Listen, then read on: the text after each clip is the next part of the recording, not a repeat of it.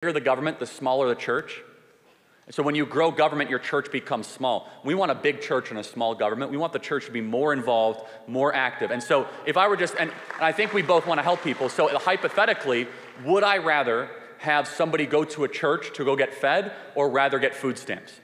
10 out of 10 times to a church. More human connection, they might get saved in the process, it's better for the church, it's better for everybody than just a faceless EBT card that, quite honestly, is nothing more than just a digital transaction. This is another interesting and intriguing debate between Charlie Craig and the college student, which went down the other way, and it's an interesting one which you really need to watch and stay put to the very end.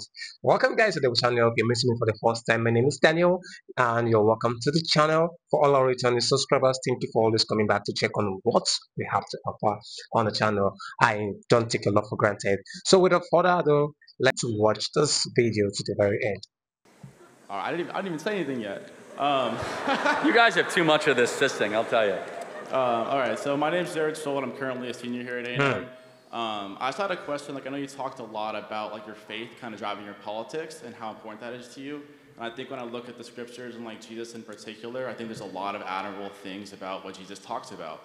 Caring for the poor, trying to heal the sick, and things like that. I was just curious, for your faith and political beliefs, how does that reconcile? I feel like taking away and advocating for reducing welfare and advocating for kids not having free and reduced lunches and not wanting to expand that program, that kind of seems antithetical to the whole message of Jesus, in my opinion. Yeah, so you're fine. Fair enough. You're ascribing an intent with our public policy position. Let me be clear. Welfare should be a hand up. It should be a safety net, not a hammock, is the best way I could possibly put it. But I understand the scriptures equally say if a man does not work, he shall not eat. Repeatedly, Paul says it said throughout Proverbs. But I guess the question, we both want to help people, right? Yeah. What is the best way to help people? So we have a case study over 60 years. Is it good for people to be permanently on government assistance? No, it's not. It's really bad. It's bad for them, it's bad for their families, bad for their psyche, bad for their soul, bad for everyone. Exactly. So then what is the solution? And we have to ask the question, has welfare, since we've started this project in the 60s, good intentions, made us a better country? It really hasn't, actually. So number one, I think a vast majority of what the state does, not the state of Texas, but the state, should and can be done by churches and local municipalities. I fully agree that we should help help anyone that's in need. But the first cause to do that should be private charities and churches, not the government. We should not outsource our compassion to the federal government. It should be first and foremost the local church. Secondly, would you say that the church should do more than they currently do? Say that again. I can't hear what you're saying. Would you call for the church to do more than they currently do? Oh, of course, absolutely. Okay. But this is what's important. The church does less as the state does more. We see this in Europe. Europe basically has shrunk the church where it is just a husk of its former self, and it's basically do a couple services and do almost very little charity. And the reason being is because the government is so big, and they'll just say, oh, the government will provide the health care, and the government will provide this and that. So the church doesn't feel compelled to do that. Said differently, the bigger the government, the smaller the church. So when you grow government, your church becomes small. We want a big church and a small government. We want the church to be more involved, more active. And so if I were just, and I think we both want to help people, so hypothetically, would I rather have somebody go to a church to go get fed or rather get food stamps?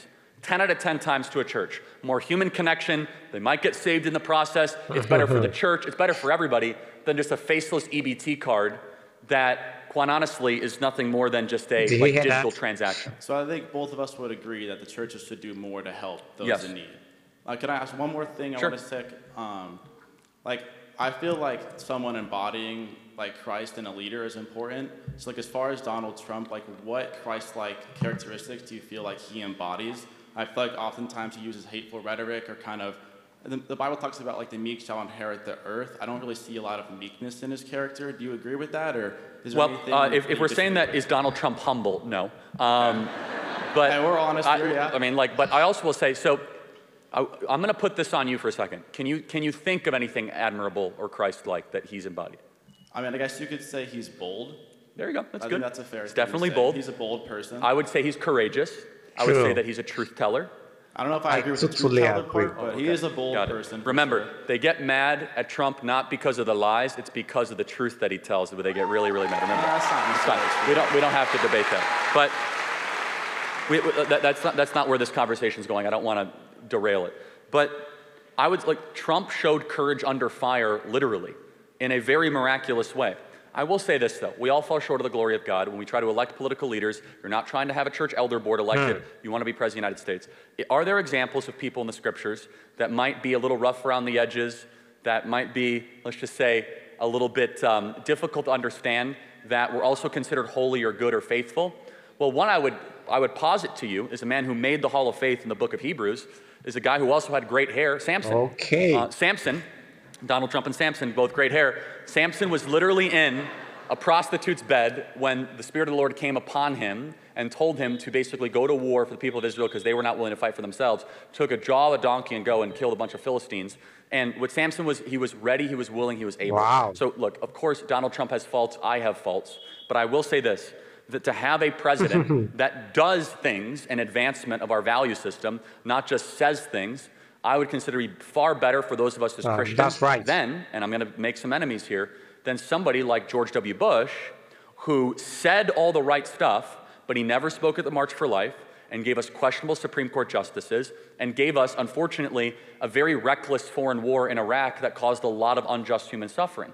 So the question is, I agree. and Exactly. it's something to think about, would you rather, let's say it's George W. Bush or Donald Trump? George W. Bush says the right stuff, you know, he's more Christ-like in that presentation way, but how he governed was actually, I would say, oppositional to what I would want I to guess see. I just also put a lot of value on the way that you present things and the way that you make people feel with the words you say, and like speaking, like words, like the Bible talks about like speaking life with your words, and I feel like Donald Trump often does not speak life with his words. And I get your point, like it's all about action, like actions speak louder than words. Words matter, but I think actions matter more. Words isn't biblical, which kind of is the, like that doesn't represent what you feel like morality and the way that country should be dictated. Well, let's play that out. So it's actually both. So what did Christ say were the two commandments, the two teachings that of all the cult teachings matter? They were actually action related. Love your neighbor as yourself, and love the Lord your God with their heart, soul, strength, and mind. Those are both action related. And so, do words matter? Of course words matter. But I would argue the Bible actually does have a heavy emphasis on action, on doing good and helping the poor and healing the sick, not just words. Words do matter, I totally agree. But words without action, or words given more preference than action, I actually don't necessarily think is biblical. Okay, I understand that. Thank you, appreciate it. Thanks for your time. Thanks so much.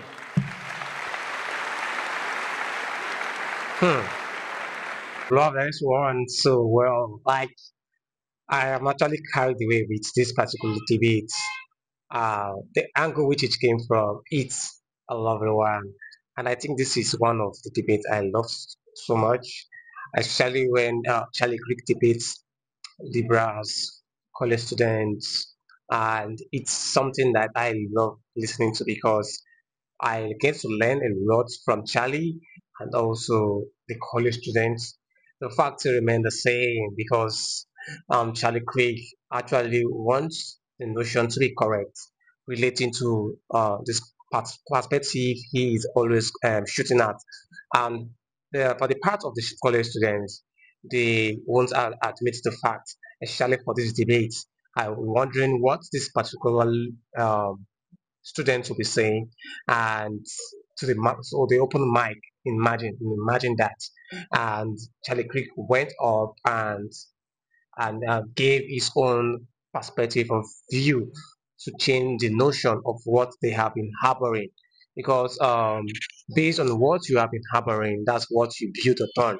And Charlie Creek is someone that's versatile in wealth of knowledge, is gifted, is talented, he has wisdom, even if people don't actually admit the fact that he is. And they always say he dropped out of school. Yes, he dropped out of school, but he still have the he came out well to outsmart people that are in school. Exactly. So that's how we put it because this particular debate in line with what we have today, it's so well. And the fact remains that Charlie Creek dealt with the topic so well. I don't know what you have to say relating to this one. it might not sit well with you, which I definitely know, and I am expecting your comments down below. Also, you should make sure you like this video, give this video a thumbs up. It helps the algorithm to push the video to people out there. Okay, I appreciate every one of you for your comments, your likes, and also for subscribing. I appreciate every one of you. So guys, you can also support the channel by either super chat, super thanks, or you join my membership where you get exclusive perks from me. And also I would love to encourage you guys to please make sure you watch the video to the very end to understand what this debate is all about, and not to watch 18 or two then you skip. The more you watch and digest, the more you are one step ahead of how you were yesterday. Okay, so that is just basically what I have to say relating to this one. So I don't know you, I know you have your own contribution. Please drop them down in the comment section.